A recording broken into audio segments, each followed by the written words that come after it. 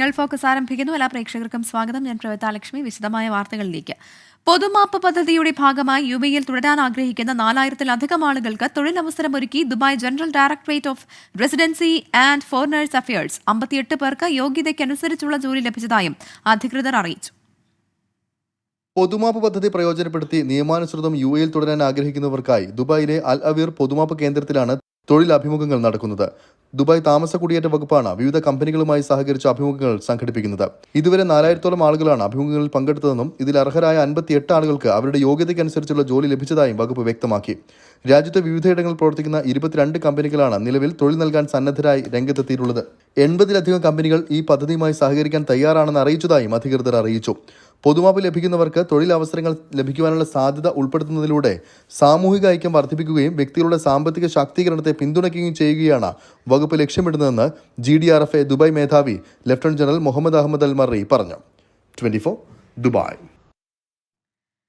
ഈ വർഷത്തെ Dubai shopping ഫെസ്റ്റിവലിന് തീയതി പ്രഖ്യാപിച്ചു. ഡിസംബർ 6 മുതൽ 2025 ജനുവരി 12 വരെയാണ് ഇത്തവണത്തെ മേള. ദുബായ് ഫെസ്റ്റിവൽസ് ആൻഡ് റീറ്റെയിൽസ് എസ്റ്റാബ്ലിഷ്മെന്റാണ് ഇക്കാര്യം അറിയിച്ചത്. ദുബായിൽ നിന്ന് അരുൺ പാറാട്ട് തയ്യാറാക്കിയ റിപ്പോർട്ടിലേക്ക്.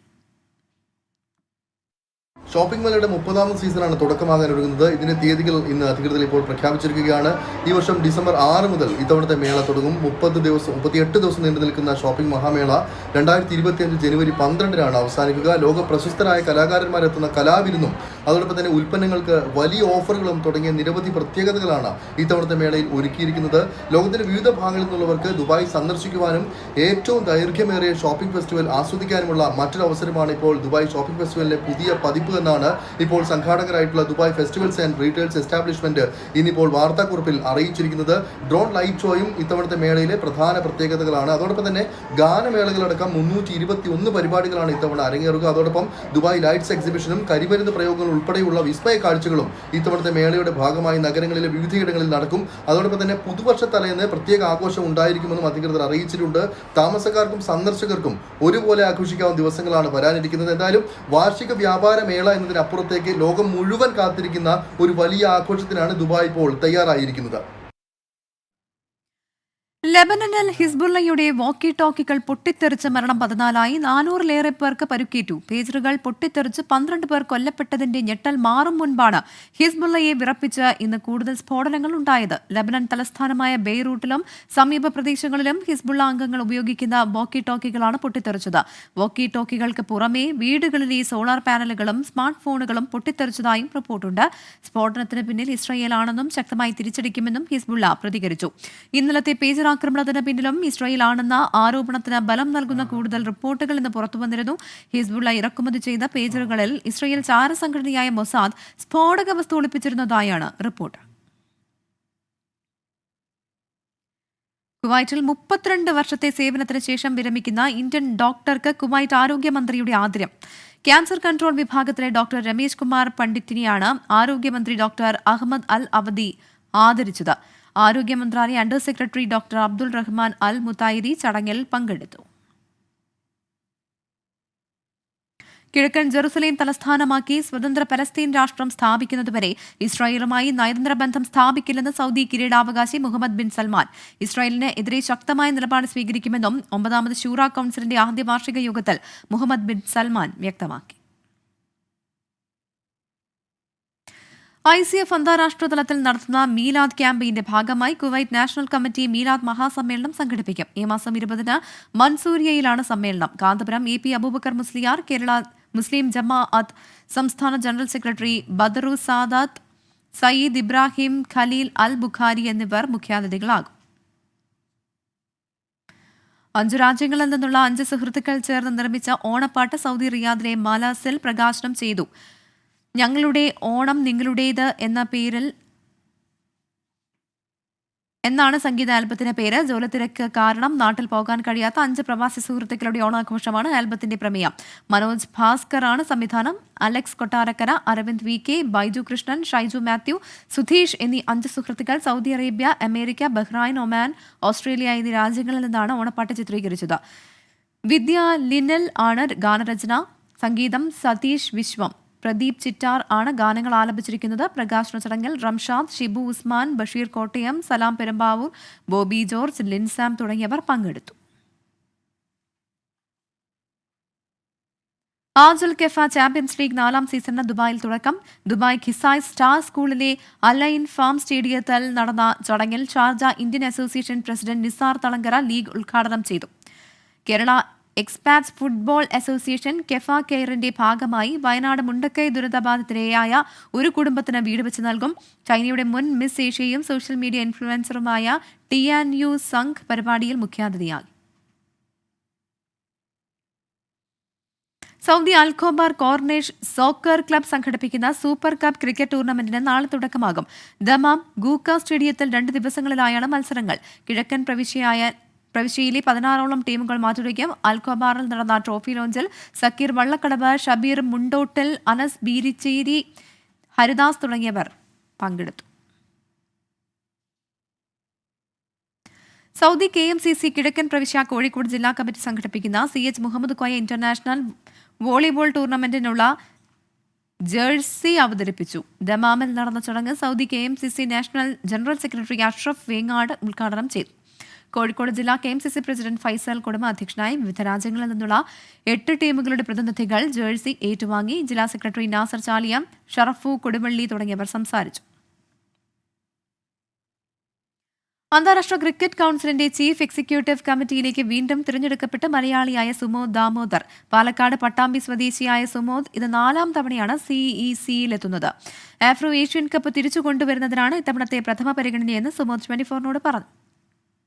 ICCയുടെ സുപ്രധാന കമ്മിറ്റികളിലൊന്നായ ചീഫ് എക്സിക്യൂട്ടീവ് കമ്മിറ്റിയിലെ അസോസിയേറ്റ് മെമ്പർ പ്രതിനിധിയായാണ് സുമോദ് ദാമോദർ വീണ്ടും തെരഞ്ഞെടുക്കപ്പെട്ടത്. 45 അസോസിയേറ്റ് ബോർഡുകൾ പങ്കെടുത്ത തെരഞ്ഞെടുപ്പിൽ 20 വോട്ട് നേടിയാണ് ബോട്സ്വാന ക്രിക്കറ്റ് അസോസിയേഷൻ പ്രതിനിധിയായ സുമോദിന്റെ ജയം. 3 ടേമുകളിലായി 2017 മുതൽ 2023 വരെ CECയിലുണ്ടായിരുന്ന സുമോദ മാസങ്ങളുടെ മാത്രം ഇടവേളയ്ക്ക് ശേഷം കമ്മിറ്റിയിൽ തിരിച്ചെത്തി. ഒരു അവസരം കൂടി കിട്ടിയതിൽ വളരെ സന്തോഷമുണ്ട്. തിരിച്ച് കയറി മുമ്പേ ചെയ്യാൻ പറ്റുന്ന പല കാര്യങ്ങളും ഒന്നുകൂടി ഒന്ന് കുറച്ച് ബലമായിട്ട് ശക്തിയായിട്ട് ഒന്നുകൂടി ഒന്ന് തുടങ്ങാമെന്നുള്ള ഒരു വിശ്വാസത്തിന് സന്തോഷമാണ്. ആഫ്രിക്കയിലെയും ഏഷ്യയിലെയും താരങ്ങൾ മാറ്റുരയ്ക്കുന്ന ആഫ്രോ ഏഷ്യൻ ടൂർണമെന്റ് തിരിച്ചു കൊണ്ടുവരികയാണ് ഈ ടീമിലെ തന്റെ പ്രധാന ദൗത്യമെന്ന സുമോദ്. ഇങ്ങനെ എത്രത്തോളം നമ്മൾ എല്ലാവരും കൂടെ കളിക്കുന്നു, എത്രത്തോളം കൂടുതലും കളിക്കുന്നു, നമുക്ക് പല കാര്യങ്ങളും എന്താ പറയുന്നത്, ഈ പൊളിറ്റിക്കൽ ഡിഫറൻസസ്, വേണ്ടാത്ത മിസ്അണ്ടർസ്റ്റാൻഡിങ്സ് ഉള്ളതൊക്കെ എങ്ങനെയെങ്കിലൊക്കെ ഒന്ന് മായ്ച്ചു കളയാൻ പറ്റും. പാലക്കാട് പട്ടാമ്പി സ്വദേശിയായ സുമോദ് ദാമോദർ ബോട്സ്വാന ദേശീയ ടീമിനായി കളിച്ചിട്ടുണ്ട്. 1998 മുതൽ ക്രിക്കറ്റ് ഭരണതലത്തിലേക്ക് കടന്ന സുമോദ African cricket association chairman, finance director, Botswana cricket association president തുടങ്ങിയ ചുമതലകളിലും ശ്രദ്ധേയനായിരുന്നു. Anil Vasudev, sports desk, 24. മലപ്പുറത്ത് എംപോക്സ് സ്ഥിരീകരിച്ചു. രോഗലക്ഷണങ്ങളോടെ മഞ്ചേരി മെഡിക്കൽ കോളേജിൽ ചികിത്സയിൽ കഴിഞ്ഞിരുന്ന എടവണ്ണ സ്വദേശിക്കാണ് രോഗം സ്ഥിരീകരിച്ചത്. ഇദ്ദേഹത്തിന്റെ ആരോഗ്യനില തൃപ്തികരമാണ്. എല്ലാ ജില്ലകളിലും ചികിത്സയ്ക്ക് പ്രത്യേക സംവിധാനം ഒരുക്കിയിട്ടുണ്ടെന്ന് ആരോഗ്യമന്ത്രി വീണ ജോർജ് 24നോട് പറഞ്ഞു. ഒരാഴ്ച മുൻപാണ് UAEയിൽ നിന്ന് 38കാരൻ എടവണ്ണ പടിഞ്ഞാറെ ചാത്തല്ലൂർ വീട്ടിലേക്കെത്തിയത്. ചെറിയ പനിയുണ്ടായിരുന്നു. തുടർന്ന് ചിക്കൻ പോക്സിന് സമാനമായ തടിപ്പും കുമിളകളും ശരീരത്തിൽ കാണപ്പെട്ടു. ഈ ലക്ഷണങ്ങളോടെയാണ് മഞ്ചേരി മെഡിക്കൽ കോളേജിൽ ചികിത്സയ്ക്കെത്തിയത്. എംപോക്സ് ആണെന്ന സംശയത്തെ തുടർന്ന് രോഗിയെ ഐസൊലേഷനിൽ പ്രവേശിപ്പിക്കുകയും സ്രവം പരിശോധനയ്ക്കയക്കുകയും ചെയ്തു. ഇതിലാണ് എംപോക്സ് സ്ഥിരീകരിച്ചിരിക്കുന്നത്. പകർച്ചാ സാധ്യത കൂടുതലായതുകൊണ്ട് ജാഗ്രത വേണമെന്നും രോഗിയുടെ സമ്പർക്ക പട്ടിക തയ്യാറാക്കി കഴിഞ്ഞതായും ആരോഗ്യമന്ത്രി വീണ ജോർജ് 24നോട് പറഞ്ഞു. എല്ലാ ജില്ലകളിലും എംപോക്സ് രോഗലക്ഷണങ്ങളുമായി സംസ്ഥാനത്ത് എത്തുന്നവർ അല്ലെങ്കിൽ ഇവിടെയുള്ളവർക്ക് ആർക്കെങ്കിലും രോഗലക്ഷണങ്ങൾ ഉണ്ടെങ്കിൽ അവർക്ക് ആവശ്യമായിട്ടുള്ള ചികിത്സ നൽകുന്നതിനും അവരെ ഐസൊലേഷനിൽ താമസിപ്പിക്കുന്നതിനും വേണ്ടിയിട്ടുള്ള ക്രമീകരണങ്ങൾ ഒരുക്കിയിട്ടുണ്ട്. നിലവിൽ രോഗം സ്ഥിരീകരിച്ച വ്യക്തിക്ക് ആവശ്യമായിട്ടുള്ള ചികിത്സകൾ നൽകുന്നുണ്ട്. സംസ്ഥാനത്തെ എല്ലാ വിമാനത്താവളങ്ങളിലും നിരീക്ഷണം ഇതിനോടകം ശക്തമാക്കിയിട്ടുണ്ട്. മനുഷ്യരിൽ നിന്ന് മനുഷ്യരിലേക്ക് നേരിട്ട് പകരുന്ന രോഗമാണിത്. രോഗി കൂടുതൽ ആളുകളുമായി സമ്പർക്കത്തിൽ ഏർപ്പെട്ടിട്ടില്ല എന്നുള്ളതാണ് പ്രാഥമിക നിഗമനം. റൂട്ട് മാപ്പ് തയ്യാറാക്കും. എല്ലാ ജില്ലകളിലും ചികിത്സയും ഐസൊലേഷൻ സൗകര്യവും ആരോഗ്യവകുപ്പ് ഒരുക്കിയിട്ടുണ്ട്. 24 മലപ്പുറം. ഒരു രാജ്യം ഒറ്റ തെരഞ്ഞെടുപ്പ് റിപ്പോർട്ട് അംഗീകരിച്ച് കേന്ദ്ര മന്ത്രിസഭായോഗം. മുൻ രാഷ്ട്രപതി രാംനാഥ് കോവിന്ദ് അധ്യക്ഷനായ സമിതി സമർപ്പിച്ച റിപ്പോർട്ടിനാണ് അംഗീകാരം. പാർലമെന്റിന്റെ ശീതകാല സമ്മേളനത്തിൽ ബിൽ അവതരിപ്പിച്ചേക്കും. നിർണായക ചുവടുവയ്പ്പെന്ന് പ്രധാനമന്ത്രി നരേന്ദ്രമോദി അഭിപ്രായപ്പെട്ടു. ഒറ്റ തെരഞ്ഞെടുപ്പ് അപ്രായോഗികമെന്നും പാർലമെന്റിൽ എതിർക്കുമെന്നും കോൺഗ്രസ് പ്രതികരിച്ചു. ലോക്സഭാ നിയമസഭാ തെരഞ്ഞെടുപ്പുകൾ ഒരുമിച്ച് നടത്തുന്നതിനെ അനുകൂലിച്ചുള്ള റിപ്പോർട്ടാണ് മുൻ രാഷ്ട്രപതി രാംനാഥ് കോവിന്ദ് അധ്യക്ഷനായ സമിതി ഇക്കഴിഞ്ഞ മാർച്ചിൽ രാഷ്ട്രപതി ദ്രൗപദി മുർമുവിന് സമർപ്പിച്ചത്. ഒരു രാജ്യം ഒറ്റ തെരഞ്ഞെടുപ്പ് എന്നത് BJPയുടെ തെരഞ്ഞെടുപ്പ് വാഗ്ദാനവുമാണ്. തെരഞ്ഞെടുപ്പുകൾ ഒരേ സമയം നടത്തുന്നത് ചെലവ് ചുരുക്കാൻ സഹായിക്കുമെന്നും രാജ്യത്ത് വികസനം കൊണ്ടുവരുമെന്നുമാണ് വാദം. 32 രാഷ്ട്രീയ പാർട്ടികൾ പുതിയ തെരഞ്ഞെടുപ്പ് രീതിയെ അനുകൂലിച്ചു. 15 രാഷ്ട്രീയ പാർട്ടികൾ എതിർത്തെന്നും കേന്ദ്രം. One nation, one election was a thought which was announced well before the general elections of 2024. There is a clear thought process that for country's growth, whatever needs to be done will be done, and this is one of those major decisions where, as I said, Sarva Sammiti. ഒരു രാജ്യം ഒറ്റ തെരഞ്ഞെടുപ്പ് 2 ഘട്ടമായിട്ടാകും നടപ്പിലാക്കുക. ഒന്നാം ഘട്ടത്തിൽ ലോക്സഭാ നിയമസഭാ തെരഞ്ഞെടുപ്പുകൾ, രണ്ടാം ഘട്ടത്തിൽ തദ്ദേശ തെരഞ്ഞെടുപ്പ്. ഒരു രാജ്യം ഒറ്റ തെരഞ്ഞെടുപ്പ് ജനാധിപത്യത്തെ കൂടുതൽ ഊർജ്ജസ്വലവും പങ്കാളിത്തമുള്ളതുമാക്കുമെന്ന് പ്രധാനമന്ത്രി നരേന്ദ്രമോദി എക്സിൽ കുറിച്ചു. അതേസമയം ബിൽ കൊണ്ടുവന്നാൽ പാർലമെന്റിൽ ശക്തമായി എതിർക്കുമെന്ന് കോൺഗ്രസ് വ്യക്തമാക്കി. നിലവിലെ പ്രശ്നങ്ങളിൽ നിന്ന് ശ്രദ്ധ തിരിക്കാനാണ് കേന്ദ്രത്തിന്റെ നീക്കമെന്നും വിമർശനം. ഇത് ബഹുജന ശ്രദ്ധ ജനകീയ വിഷയങ്ങൾ തിരിച്ചുവിടാൻ വേണ്ടിയിട്ടുള്ള ഒരു തന്ത്രം മാത്രമാണ്. അതിനെ ഒരു കാരണവശാലും അംഗീകരിക്കാൻ കഴിയില്ല. പാർലമെന്റിൽ എതിർക്കും, തീർച്ചയായിട്ടും എതിർക്കും. ഒരു രാജ്യം ഒറ്റ തെരഞ്ഞെടുപ്പിനുള്ള ബിൽ പാർലമെന്റിലെ ശീതകാല സമ്മേളനത്തിൽ അവതരിപ്പിക്കാനാണ് കേന്ദ്ര സർക്കാരിന്റെ നീക്കം. 24 ഡൽഹി. കർഷകരെയും സ്ത്രീകളെയും യുവാക്കളെയും ലക്ഷ്യമിട്ട് ഹരിയാനയിൽ കോൺഗ്രസിന്റെ തിരഞ്ഞെടുപ്പ് പ്രകടന പത്രിക. 300 യൂണിറ്റ് വരെ സൗജന്യ വൈദ്യുതി, സ്ത്രീകൾക്ക് പ്രതിമാസം 2000 രൂപ, വിളകളുടെ മിനിമം താങ്ങുവിലയ്ക്ക് നിയമപരമായ ഗ്യാരണ്ടി തുടങ്ങിയ ഉറപ്പുകളാണ് പ്രകടന പത്രികയിലുള്ളത്. ഡൽഹിയിലെ കോൺഗ്രസ് ആസ്ഥാനത്താണ് പ്രകടന പത്രിക പുറത്തിറക്കിയത്. 7 മേഖലകളിൽ 14 വാഗ്ദാനങ്ങൾ. സ്ത്രീകൾക്കും കർഷകർക്കും യുവജനങ്ങൾക്കും പിന്നാക്ക വിഭാഗങ്ങൾക്കുമായി കോൺഗ്രസ് നൽകുന്ന ഉറപ്പുകൾ ഇങ്ങനെ: 500 രൂപയ്ക്ക് ഗ്യാസ് സിലിണ്ടർ, സ്ത്രീകൾക്ക് പ്രതിമാസം 2000 രൂപ, മുതിർന്ന പൗരന്മാർ, ഭിന്നശേഷിക്കാർ, വിധവകൾ എന്നിവർക്ക് 6000 രൂപ പെൻഷൻ. ഓരോ കുടുംബത്തിനും 300 യൂണിറ്റ് സൗജന്യ വൈദ്യുതി. പാവപ്പെട്ടവർക്ക് 3.5 ലക്ഷം ചെലവിൽ 2 മുറിയുള്ള വീട്. കാർഷിക വിളകൾക്ക് മിനിമം താങ്ങുവില, ജാതി സർവേ നടപ്പാക്കും. മുഴുവൻ ഉറപ്പുകളും നടപ്പാക്കുമെന്ന് AICC അധ്യക്ഷൻ മല്ലികാർജുൻ ഖർഗെ പറഞ്ഞു. ये हर चीज अगर आपको मालूम होना है तो ये जातीय जनगणना जरूरी है. इसीलिए वो काम हमारे हरियाणा की कांग्रेस पार्टी कर रही है और ये वायदा उन्होंने किया है और इसको हम अमल में लाएंगे. ഡൽഹിയിലെ AICC ആസ്ഥാനത്ത് അധ്യക്ഷൻ മല്ലികാർജുൻ ഖർഗെ, KC വേണുഗോപാൽ, ഭൂപീന്ദർ സിംഗ് ഹൂഡ എന്നിവർ ചേർന്നാണ് പ്രകടന പത്രിക പുറത്തിറക്കിയത്. ഒക്ടോബർ 5-നാണ് ഹരിയാനയിൽ നിയമസഭാ തെരഞ്ഞെടുപ്പ്. വിനീത വിജി, 24 ഡൽഹി. പ്രതിപക്ഷ നേതാവ് രാഹുൽ ഗാന്ധിക്കെതിരായ BJP നേതാക്കളുടെ ഭീഷണി പരാമർശത്തിൽ പോലീസിൽ പരാതി നൽകി കോൺഗ്രസ്. രാഹുൽ ഗാന്ധിക്ക് കൂടുതൽ സുരക്ഷ ഒരുക്കണമെന്ന് തമിഴ്നാട് മുഖ്യമന്ത്രി MK സ്റ്റാലിൻ ആവശ്യപ്പെട്ടു. ഡൽഹിയിലെ BJP ആസ്ഥാനത്തേക്ക് കോൺഗ്രസ് മാർച്ച് നടത്തി. BJP ശിവസേന നേതാക്കളുടെ ഭീഷണി പരാമർശത്തിൽ രാഹുൽ ഗാന്ധിയെ പിന്തുണച്ച് തമിഴ്നാട് മുഖ്യമന്ത്രി MK സ്റ്റാലിൻ പ്രസ്താവനകൾ ഞെട്ടിക്കുന്നതാണെന്നും രാഹുലിന്റെ ജനപിന്തുണ ചില നേതാക്കളെ അസ്വസ്ഥമാക്കുന്നുവെന്നും വിമർശനം. പ്രതിപക്ഷ നേതാവിന് കേന്ദ്ര സർക്കാർ കൂടുതൽ സുരക്ഷ ഒരുക്കണമെന്നും MK സ്റ്റാലിൻ ആവശ്യപ്പെട്ടു. ഭീഷണി പരാമർശങ്ങളിൽ കോൺഗ്രസ് ഭയപ്പെടില്ലെന്ന് AICC അധ്യക്ഷൻ മല്ലികാർജുൻ ഖാർഗെ പ്രതികരിച്ചു. ऐसे बोलने वाले सभी भारतीय जनता पार्टी के लोग हैं जिनको मोदी जी का पूरा सपोर्ट है. ഭീഷണി തുടർന്നാൽ നടപടിയുണ്ടാകുമെന്നും BJP തീക്കൊള്ളി കൊണ്ട് ചൊറിയുകയാണെന്നും AICC general secretary KC Venugopal. അവർ തീക്കൊള്ളി കൊണ്ട് ചൊറിയാണ് ചെയ്യുന്നത്. രാജ്യവ്യാപകമായി കോൺഗ്രസ് പ്രവർത്തകരും രാഹുൽ ഗാന്ധിയെ സ്നേഹിക്കുന്ന പാവപ്പെട്ട ജനങ്ങളും വളരെ ആശങ്കാകുലരാണ്. അത് ഉത്തരവാദപ്പെട്ടവരിൽ നിന്നുണ്ടാകുമ്പോൾ അത് കൺട്രോൾ ചെയ്യേണ്ടവർ കൺട്രോൾ ചെയ്യുന്നതാണ് ഞങ്ങൾ ഇതുവരെ പ്രതീക്ഷിച്ചത്. പക്ഷേ കൺട്രോൾ ചെയ്തിട്ടില്ല. രാഹുൽ ഗാന്ധിക്കെതിരായ ഭീഷണി പരാമർശങ്ങളിൽ ഡൽഹിയിലെ തുഗ്ലക് റോഡ് പോലീസിൽ കോൺഗ്രസ് നേതാവ് അജയ് മക്കൻ പരാതി നൽകി. BJP നേതാവ് തർവീന്ദർ സിംഗ്, ശിവസേന ഷിൻഡെ വിഭാഗം MLA സഞ്ജയ് ഗെക്വാദ്, കേന്ദ്രമന്ത്രി രവ്നീത് സിംഗ് ബിട്ടു, ഉത്തർപ്രദേശ് മന്ത്രി രഘുരാജ് സിംഗ് എന്നിവർക്കെതിരെയാണ് പരാതി. ഡൽഹി BJP ആസ്ഥാനത്ത് കോൺഗ്രസ് നടത്തിയ മാർച്ചിൽ പ്രവർത്തകർക്ക് നേരെ പോലീസ് ജലപീരങ്കി പ്രയോഗിച്ചു. 24 ഡൽഹി. തൃശൂരിനെ ആവേശ കൊടുമുടി കയറ്റി പുലിക്കൂട്ടം. ഓണാഘോഷത്തിന് സമാപനം കുറിച്ച പുലിക്കളിയിൽ 7 ദേശങ്ങളിൽ നിന്നായി 357 പുലികളാണ് ചുവടുവെച്ചത്. കെട്ടിലും മട്ടിലുമെല്ലാം പുതുമകളുമായാണ് പുലികൾ ഇറങ്ങിയത്. യുവജന സംഘം വിയൂർ മികച്ച പുലിക്കളി ടീം.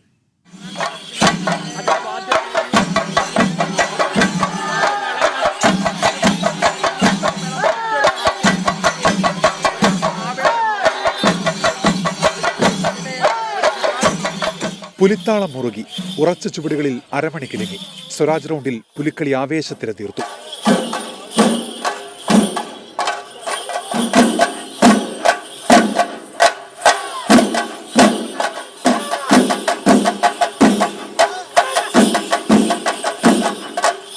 നായ്ക്കനാലിലൂടെ ആദ്യമെത്തിയത് പാട്ടുരായ്ക്കൽ, പിന്നാലെ നടുവില്ലാലിലേക്ക്.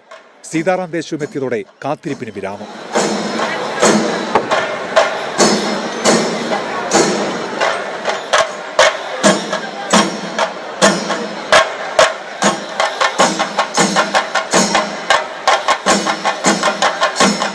ഏഴ് ദേശങ്ങളിൽ നിന്നായി 357 പുലികൾ. നടുവിനാലിലെ ഗണപതിക്ക് മുൻപിൽ നാളികേരമുടച്ച് തൊഴുതു വണങ്ങി. രാംകുട്ടിയാശാൻ ചിട്ടപ്പെടുത്തിയ താളത്തിനൊത്ത് ചുവടുവെച്ചു.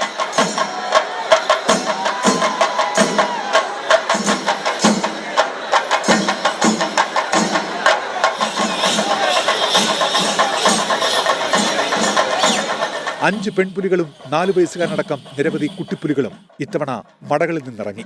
മുണ്ടക്കൈ ഉരുൾപൊട്ടൽ ഉൾപ്പെടെ ആനുകാലിക സംഭവങ്ങൾ ആസ്പദമാക്കിയ നിശ്ചല ദൃശ്യങ്ങളും കാഴ്ചക്കാർക്ക് കൗതുകമായി.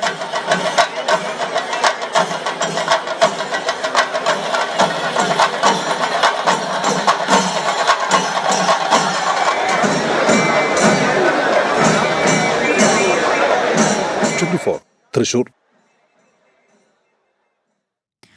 ആറന്മുള ഉത്രട്ടാതി ജലോത്സവത്തിൽ കിരീടം ചൂടി കോയിപ്രം കൊറ്റാത്തൂർ പള്ളിയോടങ്ങൾ 2 ബാച്ചുകളിലായി നടന്ന മത്സരങ്ങളിൽ 50 കരകളിൽ നിന്നുള്ള പള്ളിയോടങ്ങളാണ് മാറ്റുരച്ചത്.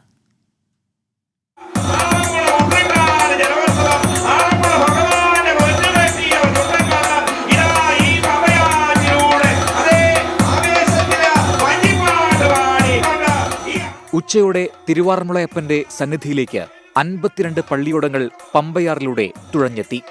അമരച്ചാർത്തണിഞ്ഞ് വഞ്ചിപ്പാട്ടിന്റെ താളത്തിൽ തുഴഞ്ഞു നീങ്ങിയ പള്ളിയോടങ്ങൾ കാഴ്ചാവിരുന്നായി.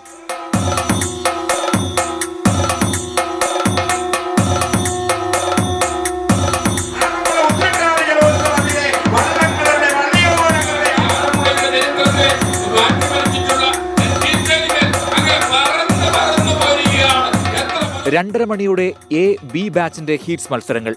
നെഹ്റു ട്രോഫിക്ക് സമാനമായി സമയക്രമമനുസരിച്ചാണ് ഇത്തവണ ഫൈനലിസ്റ്റുകളെ തെരഞ്ഞെടുത്തത്. 50 വള്ളങ്ങൾ പോരടിച്ചപ്പോൾ 8 ടീമുകൾ ഫൈനലിലെത്തി. കടുത്ത ചൂടിനെയും വെല്ലുന്ന മത്സര ചൂടായിരുന്നു ആറന്മുളയിൽ ഇന്ന് നമ്മൾ കണ്ടത്. ഹീറ്റ്സ് മത്സരവും കഴിഞ്ഞ് ഫൈനലിലേക്ക് എത്തിയപ്പോൾ പമ്പയുടെ നെട്ടായം മുഴുവൻ ജനസാഗരം കൈയടക്കി.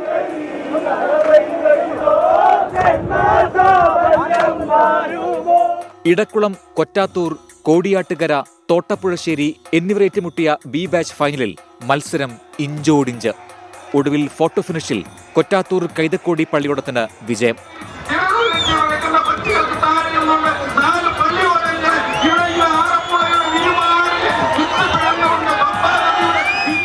A ബാച്ച് ഫൈനൽ മത്സരം തുടങ്ങിയപ്പോഴേക്കും സന്ധ്യ മയങ്ങി.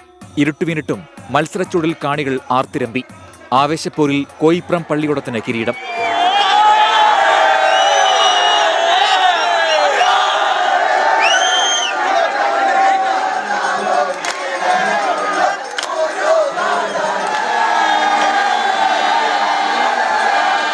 പുതുക്കിയ സമയക്രമത്തെ ചൊല്ലി ചില വാക്കുതർക്കങ്ങളുണ്ടായെങ്കിലും മൊത്തത്തിൽ സമാധാനപരമായിരുന്നു ഉത്രട്ടാതി വള്ളംകളി.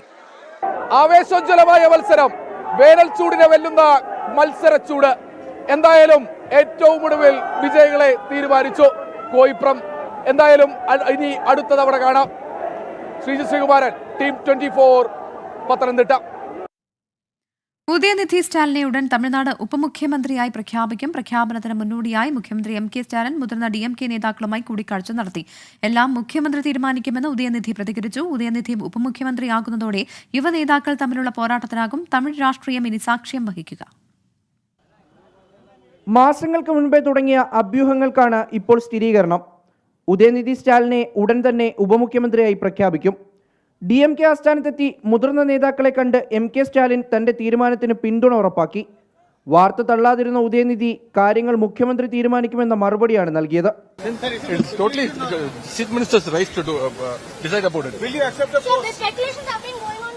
നടൻ വിജയുടെ തമിഴക വെട്രിക്കഴകം കളം പിടിക്കുന്നതിന് മുൻപേ നേതൃമാറ്റം വഴി മേൽക്കൈ നിലനിർത്താനാണ് DMKയുടെ നിർണായക നീക്കം. വിജയ്ക്ക് ബദലായി ഉദയനിധി എന്ന ഫോർമുല DMK മുന്നോട്ട് വയ്ക്കുമ്പോൾ തമിഴ് രാഷ്ട്രീയത്തിൽ തലമുറ മാറ്റത്തിനു കൂടി അത് വഴിവെക്കും. തമിഴ്നാട്ടിലെ BJPയുടെ മുഖമായ കെ അണ്ണാമലയും 40കാരനാണ്. ഉദയനിധിയും വിജയും ഇരുഭാഗത്തു നിന്ന് പോരടിക്കുമ്പോൾ ഒരു കാലഘട്ടത്തിനിപ്പുറം വീണ്ടും സിനിമാ താരങ്ങൾ തമ്മിലുള്ള പോരാട്ടത്തിനു കൂടി തമിഴകം സാക്ഷിയാകും. മുഹമ്മദ് റഹീസ്, 24, ചെന്നൈ.